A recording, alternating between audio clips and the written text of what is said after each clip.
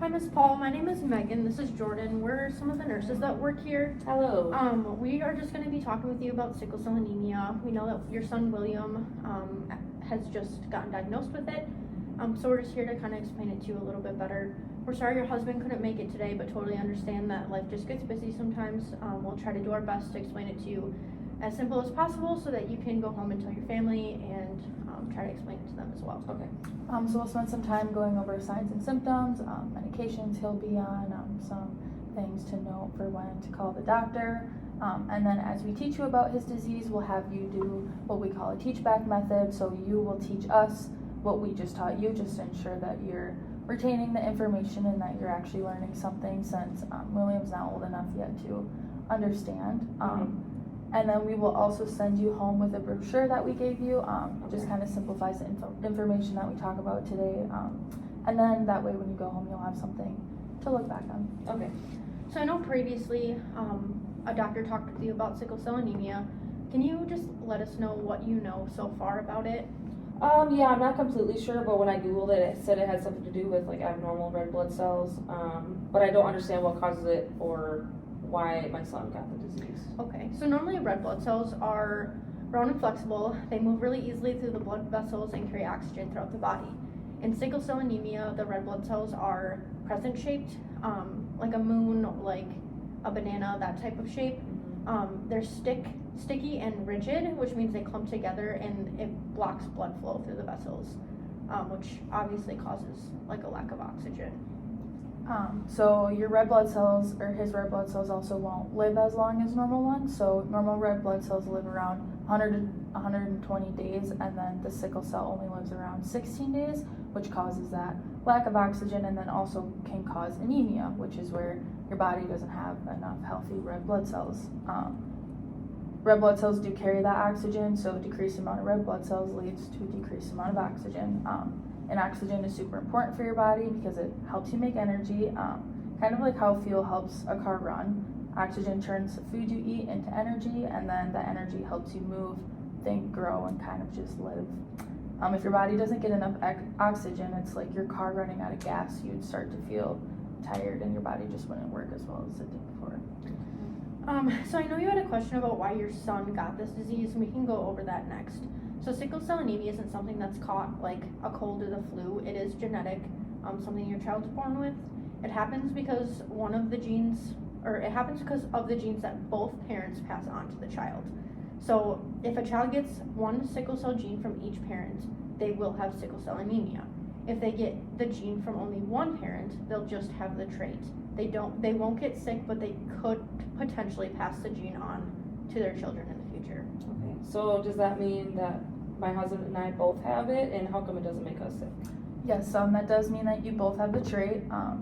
Even if you've never had any symptoms, it's something that can quietly run in families. So when two parents have the trait, there's a 50% chance that your baby will have the trait, a 25% chance that your baby will have sickle cell, and then a 25% chance that your baby won't have the trait at all.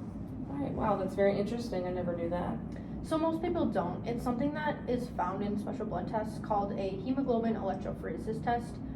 This test looks at types of hemoglobin in your red blood cells. So normally, red blood cells in like me or Jordan are hemoglobin A. People with the trait have hemoglobin A and S, and then people with sickle cell have hemoglobin S. Sometimes a newborn screening, which is done right after birth with a heel prick, also checks for sickle cell disease and traits automatically. Other tests can be performed are a number of labs, such as like a CBC, a reticulocyte count, a blood smear, those type of things. These tests just help to identify if hemoglobin S, sickle red blood cells, immature blood cells, and lysine blood cells are present in the blood. Is this making sense so far? Yeah, I think so. Okay, can you tell me in your own words what happens to William's red blood cells and why he got the disease? Yeah, so William's red blood cells are not round like they're supposed to be. You said they're shaped like a crescent moon, I believe, or like a banana. And since they're this shape, they are sticky and they die a lot quicker than normal ones. And they can also block blood flow with them being sticky. And he has the disease because my husband and I both carry the trait. Am I understanding this correctly? Yep. Okay. And then can you also tell us some of the diagnostic testings that we can do and then what we'd want to look for in those tests? Yeah, I believe you said something about a heel prick right after birth. That tests for it automatically, and then like a CBC, a blood smear, and the reticulocyte count. Those look at the hemoglobin in our blood.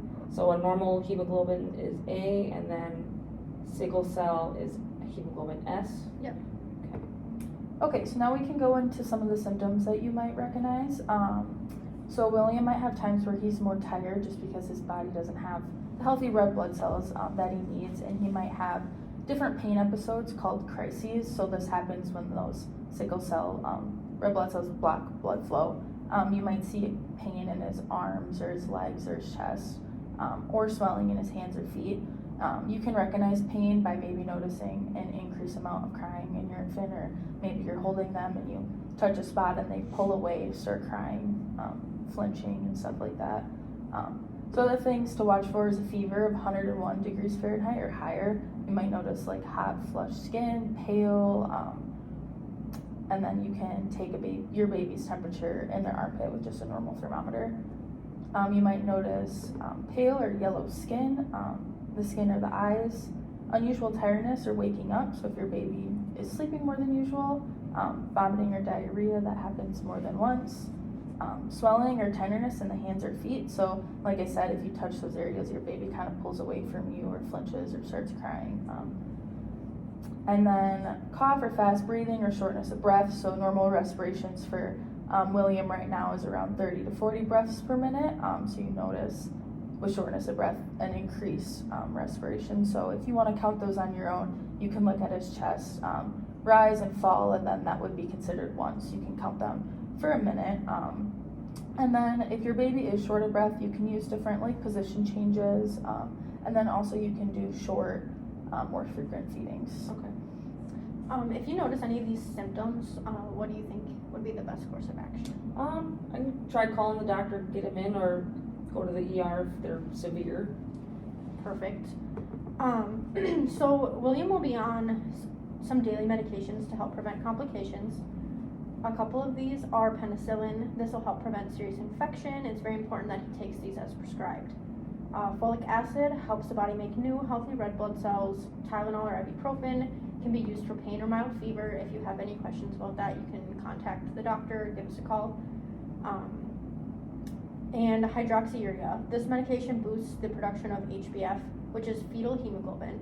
This makes the red blood cells less likely to perform into the sickle shape. This improves anemia, which will decrease the amount for possible blood transfusion, and it can also reduce pain and acute chest syndrome. So hydroxyurea is typically given it can be given at 6 months, it can be given at 9 months.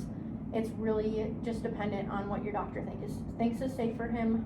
So he's almost at the age where he could start taking that, but definitely consult with him. And if you have any concerns, absolutely you can express those to him. Okay. Every doctor's a little bit different, but he's definitely doing what's safe for your son, so don't worry. Okay. You also want to make sure to keep him hydrated, and then as he gets older, keep encouraging like those fluids, and then avoid cold temperatures because the cold can kind of trigger those pain episodes, those crises that I was talking about.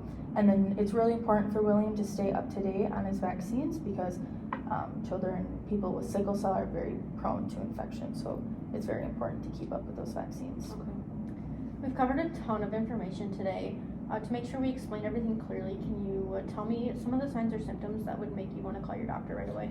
Yeah, so watching for a fever over 101 degrees, looking for any tenderness or swelling hands and feet, if he becomes yellow or pale, develops a cough, starts breathing fast, and then vomits or has diarrhea more than once, or more tired than usual or hard to keep awake. Yep. And then what medications will William be taking and why are they important for him? The penicillin, he'll get that. That's daily, right, for prevent infections. He's on the folic acid to make new red blood cells, and Tylenol, ibuprofen for pain, fever, and then the hydroxyurea to prevent the sickle shape blood cells. So hydroxyurea, like I explained before, it just boosts the production of HbF, the fetal hemoglobin, and that makes the blood cells less likely to perform into the sickle shape. Okay. So you're absolutely correct. Okay. And it does improve anemia, it improves the pain, Okay. and decreases the amount of need for transfusion. Okay. So I know we went over everything. You definitely seem like you understand. I know it's a lot to take in. It's a lot, probably very stressful. New diagnosis, new baby. But we're going to do everything we can to make sure that William stays healthy. We have a really good team, and our doctors here are awesome. If you ever have any questions, absolutely, you can come and talk to us. Give us a call. I know that, like I said, this is stressful. So we do have these brochures. I know we gave you one already. We'll give you a couple more. You can give one to your husband if you want to talk to him when you get home.